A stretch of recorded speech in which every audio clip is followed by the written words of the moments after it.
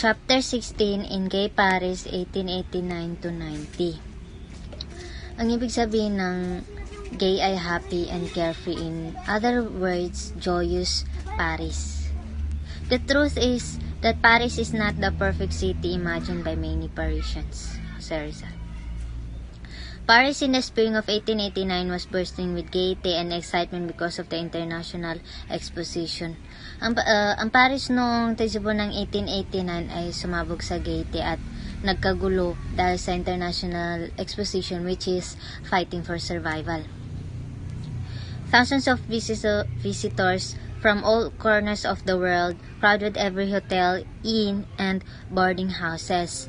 Libo-libong mga bisita mula sa lahat ng sulok ng mundo ang nagsiksikan sa bawat hotel, inn, at boarding house.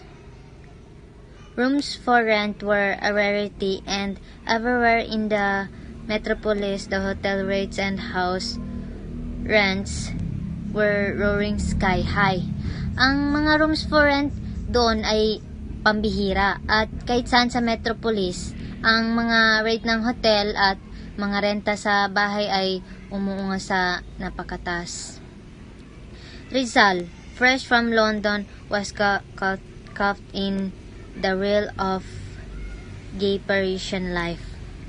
Si Rizal, sariwa mula sa London, ay nahuli sa pag-ikot ng buhay na gay Parisian. Despite the social parties and his romance with Adelina Boosted, he continued his fruitful artistic, literary, and patriotic labors. Sa kabila ng mga social na partido at ang kanyang pagmamahal kay Adelina Boosted, ay nagpatuloy siya sa kanyang mabungang masining pampanitikan at makabayang gawain. He published his annotated edition of Morga's Successes, founded two Filipino societies, the Kidlat Club and the Indios Bravos, and wrote Por Telefono, a satire against Ferdinand Salvador Font. He published his annotated edition of Morga's Successos. Morga's Successos, ito na yung librong Successos de la Isla Filipinas na ginawa ni Antonio de Morga. Nagtatag ng dalawang lipunan ng Pilipino, ang Kidlat Club at ang mga Indio Bravos. Kidlat Club, ito na yung temporary social society upang pagsamahin ng mga batang Pilipino sa kapital ng Pransya upang masiyahan sa universal na paglalahad. Bakit Kidlat Club? Kasi mawawala rin na parang kidlat. Ang mga miyembro nito ay sina Antonio and Juan Luna, Gregorio Aguilera, Fernando Canon, Lauro de Mayuga, Julio Lorente, Guillermo Pauto, and Baldomero Rojas. At ang ibig sabihin naman ng Indios Bravos ay matapang na India na pinalitan ang Kidlat Club. Ang mga kasapi ay nangako na magaling sa intellectual at physical na lakas upang makamit ang paghanga ng mga dayuhan, which is Espanyol. Difficult of finding living quarters. Ang hirap ng paghahanap ng tirahan ng mga panahon na yun. In March 1889, it was extremely difficult for a visitor to find living quarters in Paris. Noong March 1889, napakahirap para sa mga bisita na makahanap ng tirahan sa Paris. The International Exposition of 1889 had attracted thousands of tourists so that all hotel accommodations were taken. Ang International Exposition, which is fighting for survival, ng 1889 ay inakit ang libu-libong mga turista, kaya lahat ng hotel na tirahan ay kinuha. To the great disgust of Rizal, the cost of living spiraled high because the French landlords, taking advantage of the great demand for living quarters, raised the rents of their rooms. Sobrang nasuklam si Rizal dahil lumaki ang halaga ng pamumuhay dahil sa mga French landlords na sinamantalang malaking pangangailangan para sa tirahan ay tinaasang renta ng kanilang mga silid. For a short time, Rizal lived in the house of his friend Valentin Ventura at number 45 Rumovej, where he polished his annotated edition of Morga's book. Sa isang maikling panahon, si Rizal ay nanirahan sa bahay ng kanyang kaibigan si Valentin Ventura sa number 45 Rumovej, kung saan pinaganda niya ang kanyang annotated edition of Morga's book. Hindi maalahanan ang mga nakakaakit na atraksyon ng metropolis ng Pransya na nag-apela sa mga ordinaryong binata. Ginugol niya ang halos lahat ng kanyang oras sa silid ng pagbabasa ng Bibliothèque Nationale na suriin ang kanyang mga makasaysayang antonasyon sa aklat ng Morgas at sa kanyang pag-iwan ng quarters na muling pagsusulat at pagpolish ng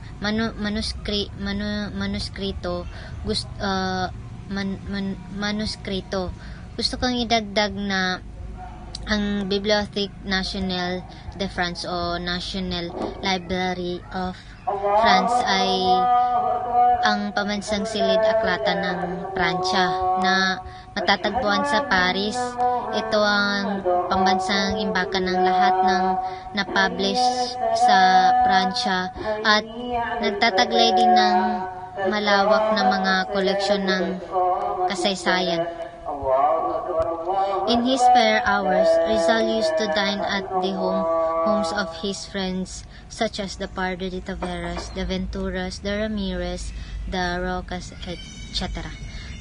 Sa kanyang mga bakanting oras, kumain si Rizal sa bahay ng kanyang mga kaibigan tulad ng Pardo de Taveras, ng Venturas, ng Ramirez, ng Rocas at iba pa. He was a good friend of the three Pardo de Taveras, Dr.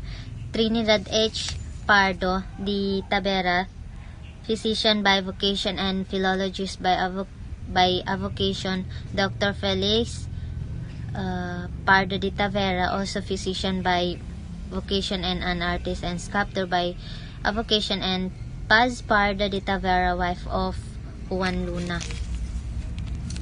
Siya ay isang mabuting kaibigan ng tatlong Pardo de Taveras na si Dr.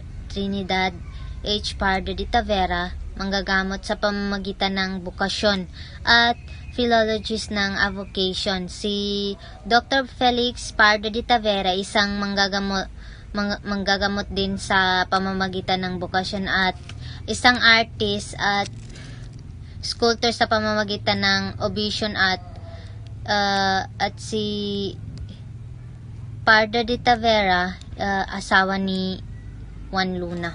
This Pardo de Tavera, an exile of 1872 who escaped from the Marianas and lived in France. Ang mga Pardo de Taveras na ito ay mga anak ni Don Joaquin Pardo de Tavera, isang porel noong 1872 na nakatakas mula sa Marianas at nanirahan sa Pransya.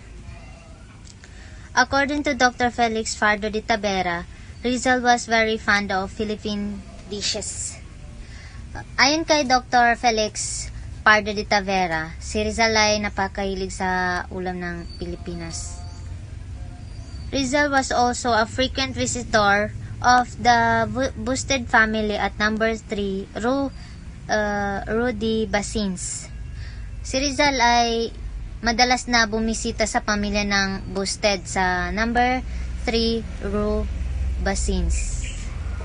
Mr. Edward Busted was born in the Philippines, the son of a rich French businessman of Singapore, and had married a daughter of the prominent Genato family of Manila. Si Mr. Edward Busted ay ipinanganak sa Pilipinas, anak ng mayaman na French businessman ng Singapore, at nagpakasal siya sa isang kilalang pamilya which is Genato family of Manila. Because of his happy sojourn in Manila and his charming Filipina wife, he welcomed all Filipinos at his home in Paris and at his villa in Biarritz, France. Dahil sa kanyang masayang pamamasyal sa Maynila at ang kanyang kaakit-akit na asawang Pilipina, tinanggap niya ang lahat ng mga Pilipino sa kanyang tahanan sa Paris at sa kanyang villa sa Biarritz, France. He particularly took a great liking for Rizal, whose splendid talents amazed him. Nelly was good fencer and Rizal enjoyed crossing foes with her. Magaling na fencer si Nelly at nasisiyahan si Rizal na tumawid kasama niya. Moreover, he carried on his artistic hobby. Bukod dito, dala niya ang kanyang masining na libangan. He made 2 statues, the beggar and the maid with the basket, which he sent blooming trait together with an artistic wallet, which is pitaka made of Philippine fine nito. Gumawa siya ng 2 estatwa na the beggar at the maid with the basket na ipinadala niya sa Blumentritt kasama ang isang artistikong pitaka na gawa sa puno ng ubas ng Pilipinas nito.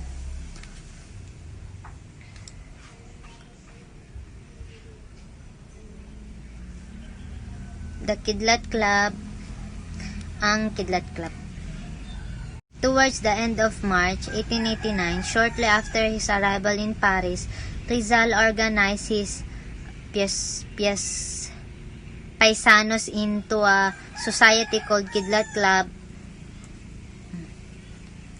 Sa pagtatapos ng Marso 1889, ilang sandali matapos ang kanyang pagdating sa Paris, inayos ni Rizal ang kanyang mga paisano sa isang lipunan na tinawag na Kidlat Club. Among the members were Antonio and Juan Luna, Lauro de Mayuga, Baldomero Rojas, Gregorio Aguilera, Fernando Canon, Gregorio Pauto, and Julio Lorente. Kabilang sa mga kasapi ay sina Antonio at Juan Luna, Lauro de Mayuga, Baldomero Rojas, Gregorio Aguilera, Fernando Canon, Gregorio Pauto at Julio Lorente. The Kidlat Club was purely a social club of temporary nature. Ang Kidlat Club ay purely social club ng pansamantalang kalakasan. It was founded by Rizal simply to bring together the young Filipinos in the French capital so that they could enjoy their sojourn in the city during the international exposition. Itinatag ito ni Rizal upang pagsamahin ng mga kabataang Pilipino sa kabisera ng Pransya upang magawa nila ang kanilang pamamalagi sa lungsod sa pandaigdigang exposition, which is fighting for survival. Thus he wrote to Blumentritt Kidlat in Tagalog means lighting, and for the same reasons this club was live only during the exposition. Kaya sumulat siya kay Blumentritt. Ang Kidlat Club sa Tagalog ay nangangahulog ang kidlat, at sa parehong kadahilanan ang club na ito ay mabubuhay lamang sa panahon ng paglalahad. We thought of it and established it in an hour. Kaya naisip nila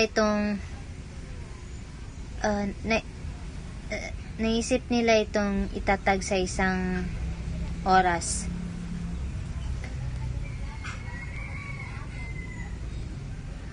And it will soon disappear like lighting. At malapit na ito mawala tulad ng kidlat. Indios Bravos.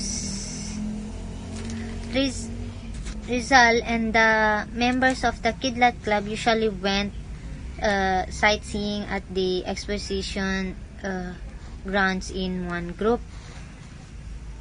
Si Rizal at ang mga miyembro ng Kidlat Club ay karaniwang namasya sa lugar ng paglalad sa isang pangkat.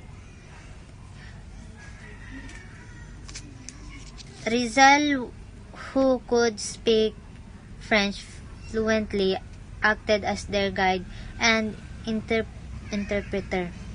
Si Rizal na marunong magsalita ng French ay kumilos bilang kanilang gabay at interpreter.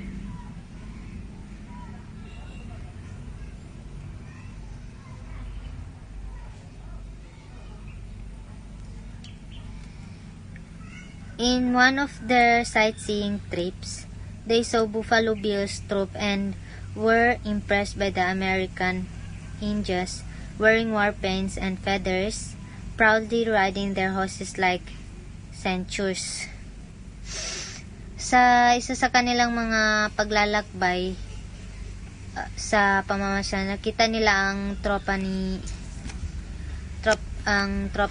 Buffalo Bills at humanga sila sa mga American Indian na nakasuot ng mga pininturang pangdigma at balahibo, buong kapurihan na sinasakay ng kanilang mga kabayo tulad ng mga centaur.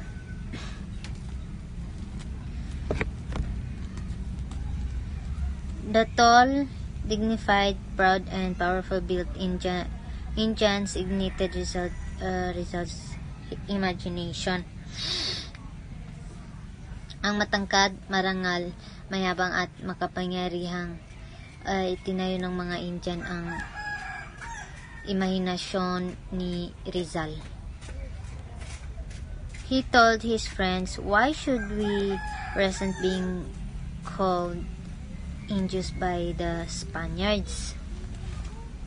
Sinabi niya sa kanyang mga kaibigan na bakit tayo magagalit na tawaging Indios ng mga Espanyol? Look at the American Indians. Sinabi niya din na tignan niyo ang mga American Indian. They were not ashamed of their race. Hindi sila nahiya sa kanilang lahi. Let us be like them. Tayo ay maging katulad nila na hindi sila nahiya sa kanilang lahi. Let us be proud of the name Indio and make the Spaniards revise their conception of the term. Ipagmalaki natin ang pangalang Indio at baguhin ng mga Espanyol sa kanilang paglilihis sa term. We shall become Indios Bravos. At sinabi niya rin dito na kami ay magiging Indios Bravos. Thus, a new society of Filipinos Indios Bravos was born in Paris. Inilaan niya ang akdang pangkasaysayan na To the Filipinos. The prologue was written by Professor Blumentritt upon the request of Rizal. Ang prologue ay isinulat ng professor na si Blumentritt sa kailigan ni Rizal. In his prologue, Blumentritt commended Rizal for his fine historical scholarship. Sa kanyang prologue, pinuri ni Blumentritt si Rizal para sa kanyang mahusay na scholar sa kasaysayan. However, he frankly censured Rizal for two things which revealed Rizal's errors. Namely, Rizal commits the errors of many historians in appraising the events of the past in the light of present standards, and Rizal's attacks on the church were unfair and unjustified because the abuse of the abuse of the friars should not be construct to mean that Catholicism is bad. Gayunpaman, prangka niyang bastastin si Rizal para sa dalawang bagay na naghayag ng mga pagkakamali ni Rizal, katulad ng hindi makatarungan sapagkat ang mga pang-aabuso ng mga praile ay hindi dapat ipagkahulugan na nangangahulugang ang Katolismo ay masama. The Blumentritt said, ganito sinabi ni Blumentritt, the high estimation of your notes, Rizal's annotations, does not prevent me from confessing that more than once I observed that you participate in the error of many modern historians who judge events of centuries past in the light of concepts that correspond to contemporary ideas. Ang mataas na pagtansya ng yung mga tala, ang mga antonasyon ni Rizal ay hindi pumipigil sa akin na aminin niya higit sa isang beses. Napansin ko na lumahok ka sa pagkakamali ng maraming mga modernong historiador na hinuhusgahan ang mga kaganapan noong nakaraang siglo sa ilaw ng mga konsepto na tumutugma sa mga pansamantalang ideya, which is hindi ito dapat.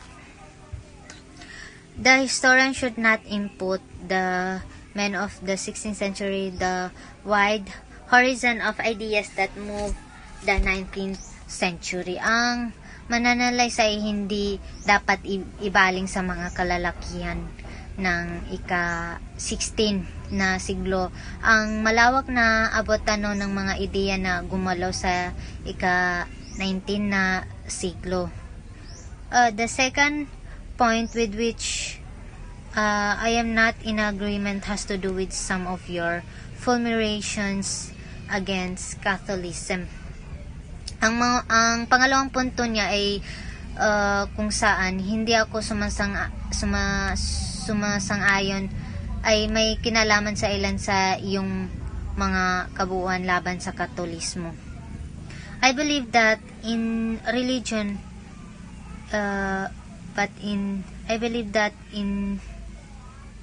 not in religion but in the cruel method and the abuses of many events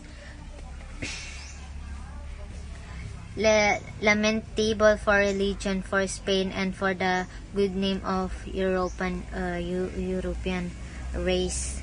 So, sabi niya na naniniwala ako na hindi sa relihiyon ngunit sa malupit na pamamaraan at mga pang-aabuso ng maraming pari. Dapat nating hanapin ng pinagmulan ng maraming mga kaganapan na hihinayang para sa relihiyon, para sa Espanya, at para sa magandang pangalan ng lahi ng Europa. Notwithstanding the two blemishes of Rizal's work, it is by far and large a splendid piece of historiography. Sa kabila ng dalawang dungis na gawain ni Rizal, ito ay sa malayo at malaki isang napakagandang piraso ng historiography. Rizal annotated and published Morga Sucesos because it was the best of the many histories of the Philippines written by the early Spanish writers, being accurate in the narration of events, unbiased in judgment, and unmarred by childish fantasies. Sa naitala at nailathala ni Rizal ang Morga Suceso sapagkat ito ang pinakamahusay sa maraming mga kasaysayan ng mga ng Pilipinas na isinulat ng mga manunulat ng Espanya na tumpak sa pagsasalaysay ng mga pangyayari. Walang kinikilingan sa paghuhusga at hindi nagbabago ng mga pambatang pantasya. That's all. Thank you.